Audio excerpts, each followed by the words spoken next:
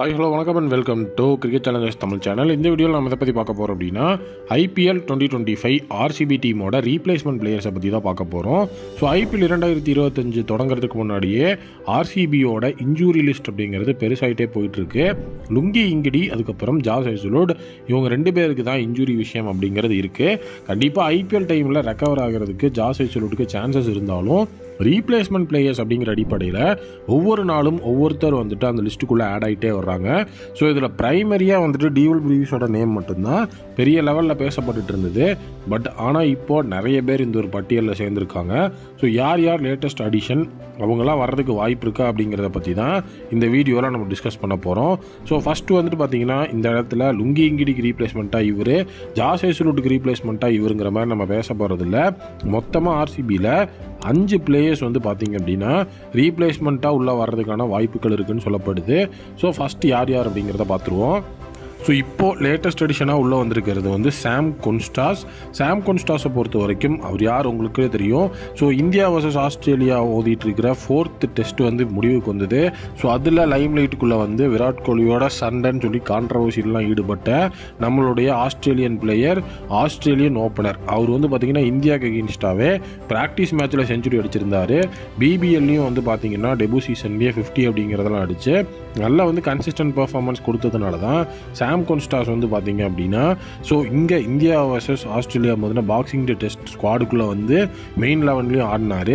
So இப்போ அவர் ஆர்சிபியோட replacement பிளேயராக வர்றதுக்கான வாய்ப்புகள் ரொம்ப அதிகமாக இருக்குது அப்படின்னு வந்து சொல்லப்படுது. பட் இந்த ஒரு விஷயம் எதுக்காக ட்ரெண்ட் ஆகுது அப்படின்னா, ஸோ ஆர்சிபி எல்லா இடத்துலையும் ஒர்க் பண்ணாங்க. எந்த ஒரு இடத்துல கோட்டை விட்டாங்கன்னா ஸோ கரெக்டாக ஃபுல் சால்ட்டோட ஓவர்சீஸ் ஓப்பனிங் பேட்ஸ்மேன் அப்படிங்கிற மாதிரி ஒரு விஷயம் அவங்க வந்துட்டு இல்லை. ஸோ ஃபுல் சால்ட் வந்துட்டு ஒரு ஓவர்சீஸ் ஓப்பனிங் பேட்ஸ்மேன், அவருக்கு பேக்கப் இவர் தான் அப்படின்னு சொல்கிற மாதிரி ஓவர்சீஸில் ஒரு டாப் ஆர்டர் பேட்ஸ்மேன் கிடையாது. ஸோ ஃபுல் அண்ட் ஃபுல் அவங்க டிம் டேவிட், ரொமரியோ ஷெஃபர்ட்னு ஆல்ரவுண்டராக ஒர்க் பண்ணிட்டு போயிட்டாங்க. கடைசியாகவும் வந்து பார்த்தீங்கன்னா லுங்கி இங்கிடின்னு சொல்லி ஓவர்சீஸ் பேஸ் பவுலர் தான் எடுத்து வச்சுருந்தாங்க.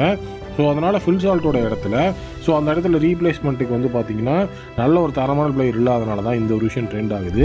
ஸோ செகண்ட் பிளேயர் யார் அப்படின்னா டிவில் பிரீவிஸ். ஏன் டிவில் பிரீவிஸ் அப்படின்னா ஸோ டோட்டலி வந்து அவர் வந்து பேபி ஏபிடின்னு அழைக்கப்படுறாரு. ஸோ அது மட்டும் இல்லாமல் டொமஸ்டிக்கில் நல்ல ஒரு பிளேயர்.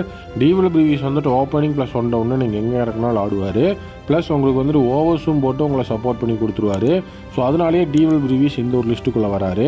ஸோ அடுத்தது பார்த்தீங்க அப்படின்னா அந்த இடத்துல டிவில் பிரீவிஸ்க்கு அடுத்தபடியாக டேவிட் வார்னர், பிருத்திவி ஷா இவங்களோட நேம்ஸ் இந்த லிஸ்ட்டில் இருக்குது. ஸோ டேவிட் வார்னரை பொறுத்த வரைக்கும் overseas opening batsman like full சால்ட்டோட அந்த ஒரு இடம், ப்ளஸ் அது மட்டும் இல்லாமல் கேப்டன்சி அப்படிங்கிற விஷயத்துலையும் இந்த இடத்துல பேசியிருக்கிறாங்க. ஸோ கேப்டன்சியை பொறுத்த வரைக்கும் நீங்கள் டேவிட் வார்னர்கிட்ட இருந்து கேப்டன்சி விஷயத்துலையும் நீங்கள் கைடன்ஸ் வாங்கிக்கலாம்.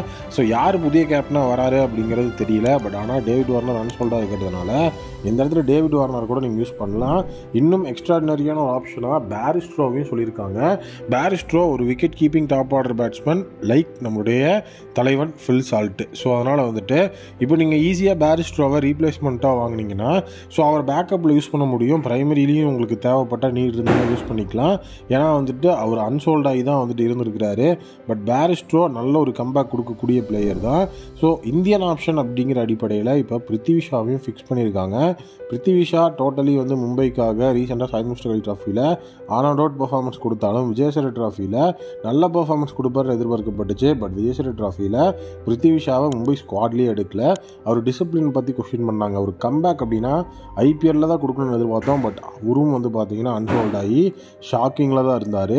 ஸோ டோட்டலி இப்போ வந்து சாம் கொன்ஸ்டாஸில் ஆரம்பித்து பிருத்திவி ஷா வரைக்கும் ரீப்ளேஸ்மெண்ட் லிஸ்ட்டில் இருக்கிறாங்க ஆர்சிபி.